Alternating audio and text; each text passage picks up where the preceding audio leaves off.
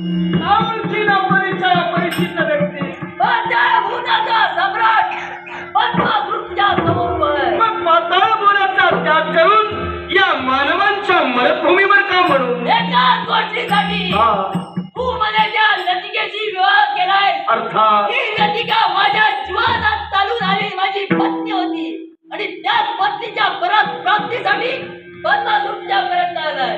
हे पद्मासूर तुझ्या जीवनात चालून आली होती, पण तुझ्या कम नशिबानं तुझ्या जीवनात ती मिळाली नाही. या दोषी मी आहे का? आज माझ्या नशिबाला दोष देऊ नकोस. कदाचित तुझं नशीब दुर्भाग्य असेल, कारण ती माझ्या जीवनात आलेली माझी पत्नी होती.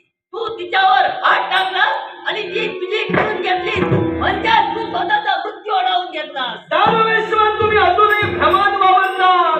तेव्हा आत्माच्या विनंतीनं मी तुम्हाला सांगतोय, या आमच्या मरणभूमीवर असं अधर्मानं न वागता जरा तुमच्या अरे धिक्कारतोय तुझ्या त्या विनंतीला, धिक्कारतोय तुझ्या विनंतीला. अरे त्या तुझ्या विनंतीला फायदा माझ्या आत्म्याची मी तृप्ती का करेल?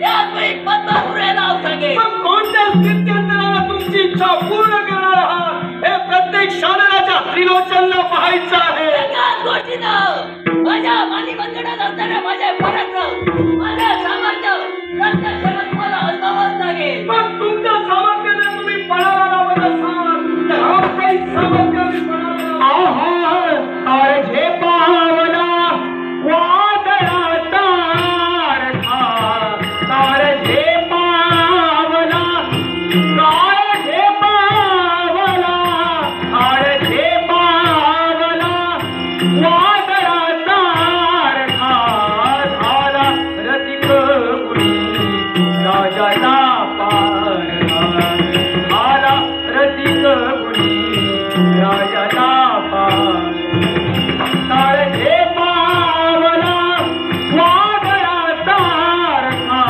तारझे पावला तारझे पावला तारझे पावला वादळा तारखा झाला रतिक गुणी राजा